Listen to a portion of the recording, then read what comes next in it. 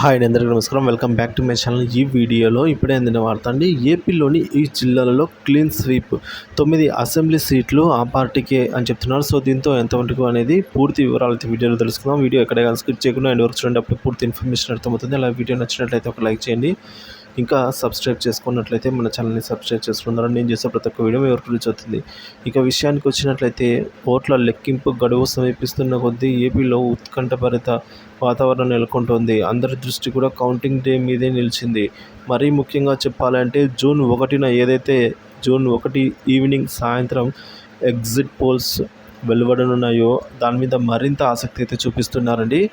So తమ party అధికారంలోకి వస్తుందంటూ వైఎస్ఆర్సీపీ కాంగ్రెస్ ఇటు తెలుగుదేశం కూటమి కూడా ఆత్మవిశ్వాసాన్ని అయితే వ్యక్తం చేస్తున్నాయి.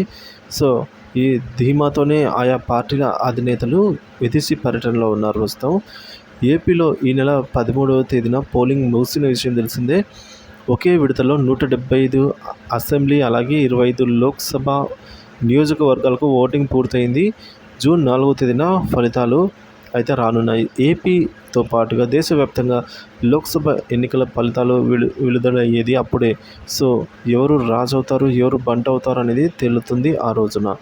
ఓట్ల లెక్కింపు సందర్భంగా ఎలాంటి అవాంఛనీయ ఘటనలు చోటు చేసుకోకుండా పోలీసులు ముందు జాగ్రత్త తీసుకుంటూ ఉన్నారు. పోలింగ్ ముగిసిన అనంతరం చోటు చేసుకున్న హింసాత్మక పరిస్థితులను దృష్టిలో ఉంచుకొని ఎలాంటి దాడులు సంభవించకుండా ఏర్పాట్లు అయితే చేస్తూ ఉన్నారు.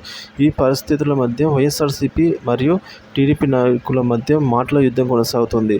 ప్రత్యేకించి మాచర్ల సిట్టింగ్ ఎమ్మెల్యే వైఎస్ఆర్సీపీ అభ్యర్థి పిన్నెల్లి రామకృష్ణారెడ్డి వ్యవహారం తెర మీదకి వచ్చింది. తర్వాత పల్నాడు జిల్లా రాజకీయాలు అయితే వేడెక్కాయి. ఆ జిల్లా నాయకుల మధ్య మాటలు తూటాలు పెరుగుతున్నాయి.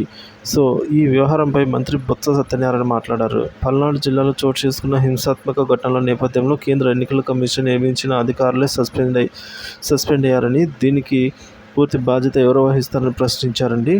సో రాజకీయ దాడులు అల్లర్లకు ప్రధాన కారకుడు చంద్రబాబు అని అయితే అన్నారు. సో ఈ విధంగా పల్నాడులో మొత్తం మీద 9 చోట్ల ఈవీఎంలను ధ్వంసం చేస్తే ఈసీ మాత్రం ఒక్క పిన్నెల్లి రామకృష్ణ వీడియోని మాత్రమే లీక్ చేయడం అనుమానాలకు తావు చేస్తుందని పేర్కొన్నారు. మిగతా వాటి గురించి ఎన్నికల కమిషన్కు ఎందుకు చెప్పలేదని నిలదీశారు.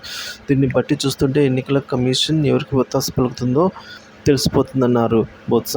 ఇక విజయనగరం జిల్లాను తాము స్వీప్ చేయబోతున్నామని బొత్స ధీమా వ్యక్తం చేశారు.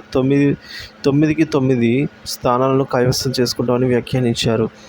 దళారులు లేకుండా ఈ విధంగా సంక్షేమ పథకాలు లబ్ధి నేరుగా ప్రజలకు అందించగలిగామని, సో పారదర్శకత పాలన అనేది అందించామని అయితే బొత్స ఈ సందర్భంగా చెప్పుకుంటూ వచ్చారు. సో మొత్తానికి 9కి 9 క్లీన్ స్వీప్ అయితే మేము కైవసం చేసుకోబోతున్నామని మంత్రి బొత్స చెప్పారు.